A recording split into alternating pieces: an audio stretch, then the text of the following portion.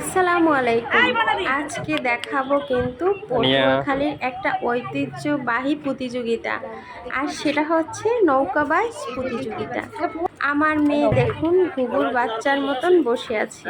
হলুদ রঙের এই নৌকাবাইজের লোকেরা কিন্তু ট্রলার ভাড়া করে গিয়েছে, আর পরে যে লাল আর নীল সাদা এরা কিন্তু এরকম দিয়েই চলে গেছে।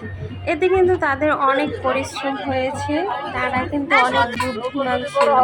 আর এই যে দেখুন সাদা আরেকটা দল, এই নৌকাটাও কিন্তু অনেক বড় ছিল।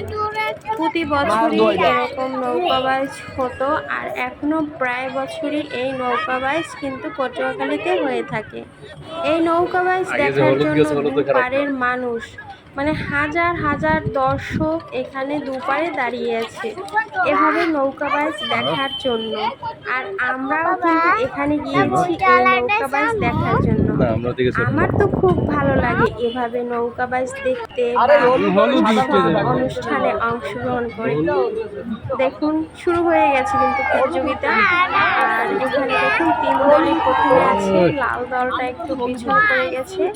আকাশি সাদা কিন্তু হাড্ডাহাড্ডি লড়াই চলছে, আর হলুদটা একটু পিছনে পড়ে গেছিল। দেখুন হলুদ কিন্তু খুব ভালোভাবে মানে বৈঠা মারছে, যার কারণে তারা আগে উঠে যাচ্ছে। তালে সমান তালে যদি সবাই একসাথে বৈঠা চালাতে পারে তাহলে কিন্তু তারা ফার্স্ট হয়ে যায়। আজকে কিন্তু এই যশোর থেকে দুইটা এরকম নৌকাবাইজ অংশগ্রহণ করেছে, আর তারাই কিন্তু জিতে গেছে। যখন এরকম সামনে থেকে এরকম নৌকা বাইচগুলো যায়, তখন যে ভিতর থেকে কত সুন্দর এক অনুভূতি হয় সেটা আর কি বলবো। দেখুন কত সুন্দরভাবে চালাচ্ছে। এগুলো কি সবসময় দেখা যায় বলুন?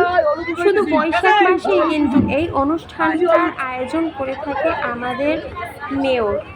আমাদের মেয়রের অনেক আগ্রহ আছে। আমাদের এখানকার পটুয়াখালীর উন্নয়ন থেকে শুরু করে মানে পটুয়াখালীর জনগণের শান্তি, সুরক্ষা, আনন্দ এসব দিতে কিন্তু সে খুব ভালোবাসে। আর এই যে দেখুন ট্রলারগুলো, এই ট্রলারগুলোই কিন্তু নৌকাবাইজের সবচেয়ে বড় শত্রু। কারণ ট্রলারের এরকম ঢেউয়ের কারণে নৌকাবাইজগুলোর ভিতরে কিন্তু পানি ঢুকে পড়ে, আর যার কারণে কিন্তু একদম সর্বনাশ হয়ে যায়। আর সেটা কিন্তু আজকেও হয়েছে। কোনো বছরই এরকম অঘটন থেকে কিন্তু নৌকাবাইজ রক্ষা পায় না, তাই এবারও কিন্তু এরকম ঘটনা ঘটেছে। আর এটা হচ্ছে বিশাল কার্গো, এটার উপরে বসেই কিন্তু অনেকে দেখছিল যাতে কাছ থেকে এই নৌকাবাইজটা দেখতে পারে। আর এই যে দেখুন আমি ভিতরটি আমি কিন্তু একদম ওপারেই দাঁড়িয়েছি, আমি কিন্তু কার্গোর ভিতরে আসতে পারিনি। মানে এতটা উঁচুতে ছিল কার্গো, তারপর ভাটা ছিল আর এরকমের তক্তা দেওয়া ছিল, এর ওপর থেকে আসতে আমার একদম হাঁটুতে কাঁপ উঠে গিয়েছে। আর এই যে দেখুন বাচ্চাদের যে কি সাহস, আমি কি বলবো। নৌকাবাইজ দেখার জন্য এখানে এসে পড়ে গেলাম বিপদে। আমার হাজবেন্ড সে ঠিকই ওখানে চলে গেছে মেয়ে নিয়ে, কিন্তু আমি আসতে পারিনি। ওই আপুটা আমাকে হেল্প করছিল, কিন্তু হাত ধরতে চাইনি বলে আর আসতে পারলাম না। তারপরও একটু রওনা দিছিলাম, এই যে দেখতেই পাচ্ছেন একটু একটু করে সামনে এগোচ্ছি। আর এতটা ভয় লাগছে, এতটা নিচে গভীর ছিল, আবার আমি মানে উপরে চলে গেলাম, আর আসতেই পারলাম না। তারপরে হাত ধরে আমার হাজবেন্ড ওখানে নিয়ে এসেছিল, আর এরপরেই সবচেয়ে মজাটা পেয়েছি।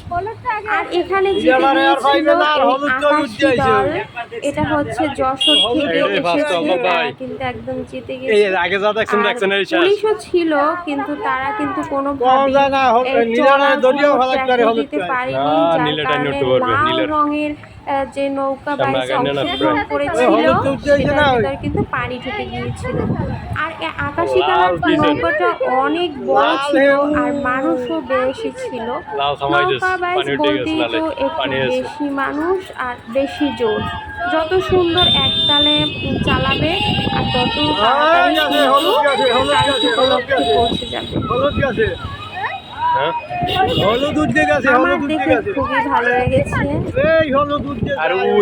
আপনাদের ভিডিওটা দেখে কেমন লাগছে অবশ্যই কিন্তু আমাকে কমেন্ট করে জানিয়ে দিবেন। আর যাদের এরকমের নৌকাবাইজ খুব পছন্দ, দেখতে ভালো লাগে, তারা অবশ্যই একটা লাইক দিবেন।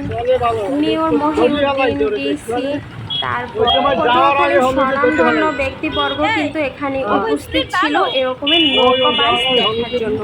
কারণ এরকমের নৌকাবাজ পটুয়াখালী সবারই প্রিয়। আর এটা বলার কারণ মানে নদীর ভিতরে যে পরিমাণ ট্রলার ভাড়া করে তারা দেখতে আসছিল আর দূর পারে যত মানুষ ছিল এর কারণেই কিন্তু বলছি।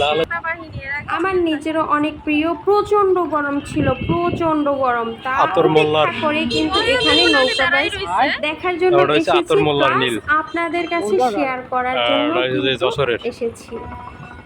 আর এই যে দেখুন লাল দলের কি অবস্থা, আগেই তো বললাম তাদের কিন্তু ট্রলার সর্বনাশ করে দিয়েছে। ওই যে দেখুন, তারা আর কোনো স্থানই অধিকার করতে পারলো না।